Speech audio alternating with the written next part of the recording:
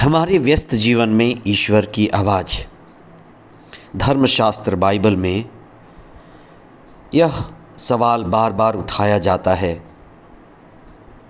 कि कौन चुना गया है। ईश्वर कहता है, मैं किसे भेजूं, कौन अगुवा होगा। अगुवाई वही करेगा जो सद्गुरु इसहाक को सच्चे हृदय से प्रेम करेगा। प्रेम ही पैमाना है। डिग्री शायद पैमाना ना बने, ज्ञान पैमाना ना बने, लेकिन धर्मशास्त्र कहता है प्रेम पैमाना है। प्रेम से ही आज्ञा पालन जुड़ा हुआ है, विनम्रता जुड़ी हुई है, उत्साह जुड़ा हुआ है। इसलिए असली और अच्छा अगुवा वही है जो ईश्वर से सच्चे हृदय से प्रेम करता है, आज्ञा पालन के प्रति सजग है और उत्साहित है। 17 मई 2024 स्वर्गारोहण के बाद का शुक्रवार। पहला पाठ प्रेरित चरित्र अध्याय 25 पद संख्याएँ 13 से 21 तक और संत यूहन्ना का सुसमाचार अध्याय 21 पद संख्याएँ 15 से 19 तक। हम किस व्यक्ति को अच्छा नेता कहें, कौन अच्छा नेता कहा जाएगा, विशेष करके आध्यात्मिकता क्षेत्र में।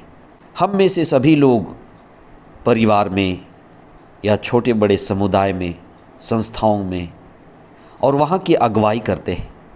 क्या आपने कभी चिंतन किया है कि कौन व्यक्ति वास्तव में अच्छा अगुवा बन सकता है या है, कौन अगुवाई के योग्य है?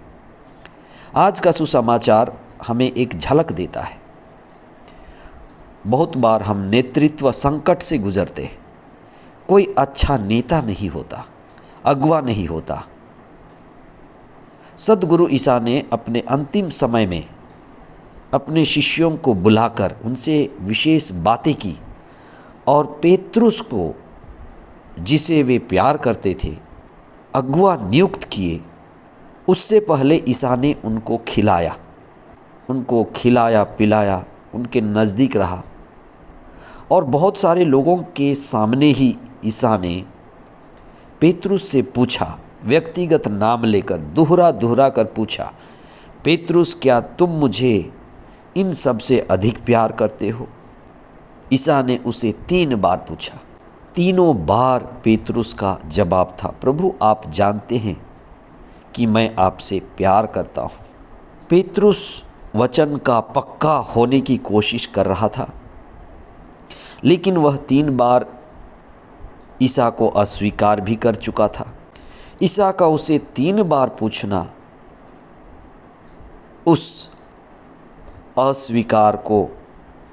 अस्वीकार के बने हुए फाइल को सदा के लिए बंद करना था।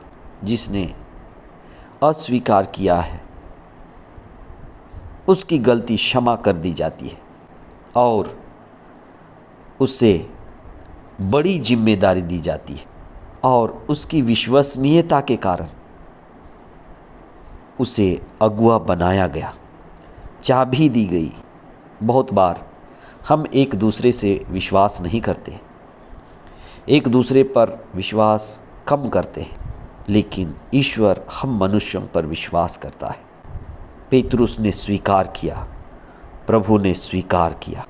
जब हम ईश्वर के पास अपनी कमज़ोरियों को, गलतियों को स्वीकार करते हैं और हमारे अंदर ईश्वर प्रेम है, ईश्वर के प्रति उत्साह है, आध्यात्म में, मुक्ति की दिशा में, आध्यात्मिकता में बढ़ने का जुनून है, तो ईश्वर हमें आशीर्वाद देते हैं।